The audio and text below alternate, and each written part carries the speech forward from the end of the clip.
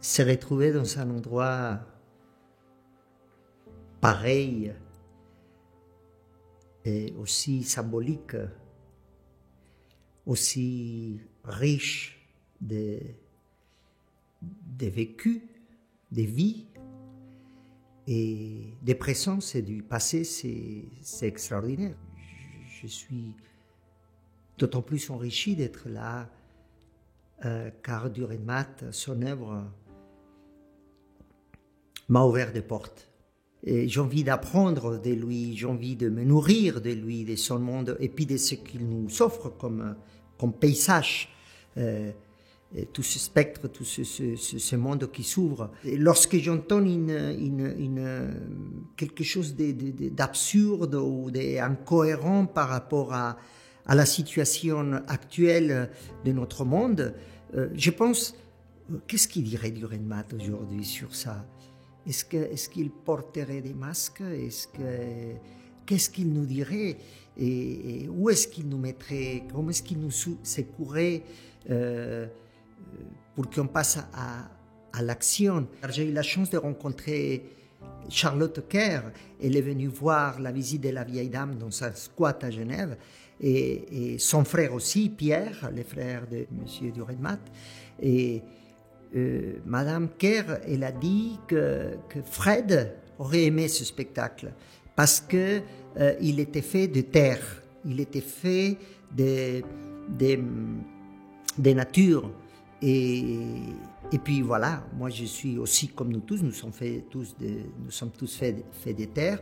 Et on a échangé un peu, je lui ai raconté que j'étais enfant des paysans.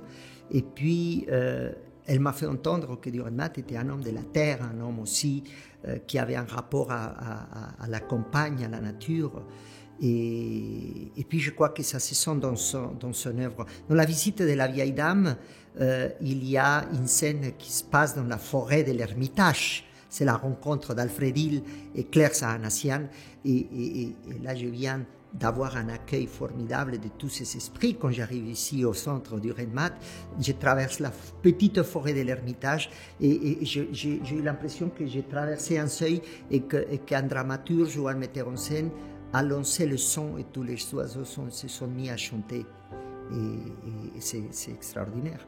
La preuve qu'on vit aussi dans un pays d'une beauté magnifique qui m'a saisi, qui m'inspire. Pourquoi, après tant d'années de parcours et d'existence avec une œuvre comme celle de la visite de la vieille dame, parler de ce texte, cet hommage à Václav Havel? C'est vrai que la visite de la vieille dame, le texte théâtral, m'accompagne depuis une trentaine d'années. Je dirais même plus, car je l'ai lu bien avant de commencer à le monter. Il m'accompagne, mais ce personnage de Dürrenmatt m'accompagne, sa force, sa vision, sa capacité d'enquêter, sa capacité d'interroger le monde, d'interroger son pays, d'interroger la politique, la société, m'a toujours marqué, m'a toujours surpris. Et puis, ce discours qu'il a écrit, qu'il a dit en honneur à Václav Havel, représente peut-être toute son œuvre pour moi, car c'est un contestateur, car avec beaucoup d'ironie, avec beaucoup je dirais même avec beaucoup de rage et beaucoup d'engagement, il ose interroger, secouer le pays, le comparer à une prison, comparer ces citoyennes à des gardiens et à des prisonniers à la fois dans ce monde, dans ce pays qui est, comme il dit, un peu absurde. Ce qui m'attire aussi dans ce texte, c'est que c'est un dramaturge qui rend hommage à un dramaturge. C'est un dramaturge engagé politiquement jusqu'à perdre sa liberté, aller en prison, qui est le cas de Václav Havel. Dürrenmatt n'a pas peur aussi, et lui-même il a dit dans son texte qu'il est aussi prisonnier dans ces pays en tant qu'objecteur de conscience. C'est un texte qui à la fois nous plonge dans l'histoire, nous fait réfléchir sur les origines de la Suisse, nous fait réfléchir sur la situation politique.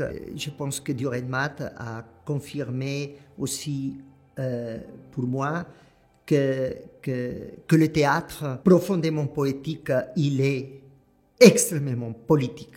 Et je pense que monter un texte, c'est déjà un acte politique.